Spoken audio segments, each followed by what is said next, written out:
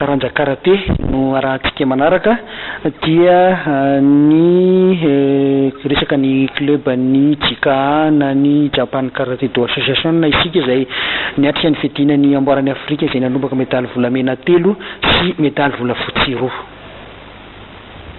Tsara ny vokatra ho an'ny mpiatoka karaté eo anivon'ny Jika na ny Japan Karaté Do Association nandritra ny fidina ny amboarany Afrika izay natao taty Afrika Atsimo ny 24 ka hatramin'ny faraiky amby 30 Aogositra lasa teo. Medaly volamena 3 sy volafotsy 2 no azy ny Madagasikara. Afinaritra ny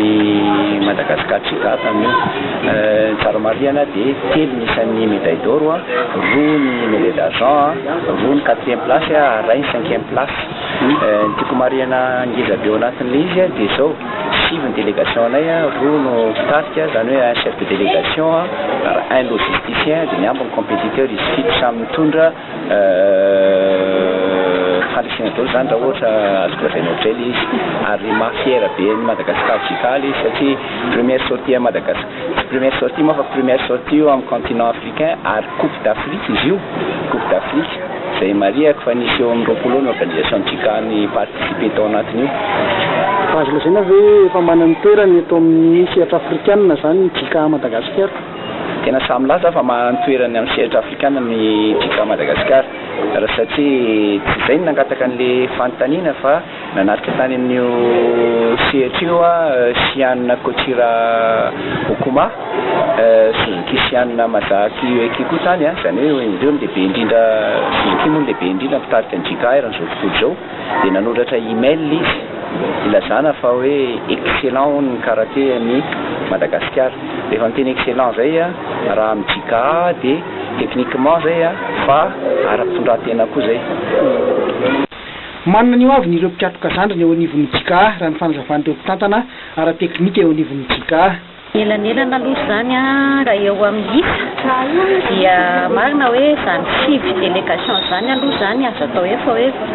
maro ihany, maro vitsivitsy fa misy zareo ohatra hoe ny South Africa fotsiny zao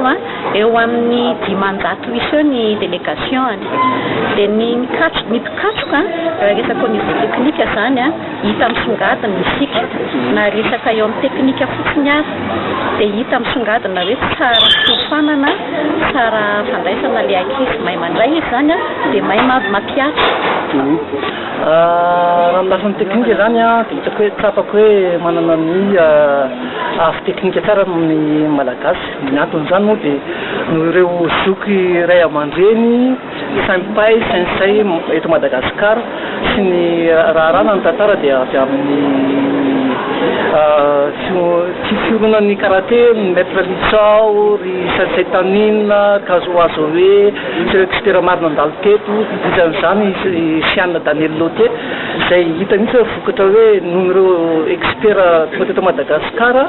no nahatonga ny nampiakatra ny niveau malagasy sy noho ireo zoky Saint-Pay Saint-Say eto Madagasikara izay miovana sy mitsahatra manao fanazarantena sy manao séminaire, manao stage, izany mahatonga ny mahavolenta ny teknika malagasy ary manana mahizy azy mihitsy malagasy na teknika tata na amin'ny komba. Firenena 12 no nandray anjara tamin'ity faninana ity izay nahitana mpandray anjara miisa 700. Araka ny fantatra dia andray anjara ary anomana sahady ny fidina ny tompon-taka eran-tany izay atao an'ny Japon ny Jika Madagasikara.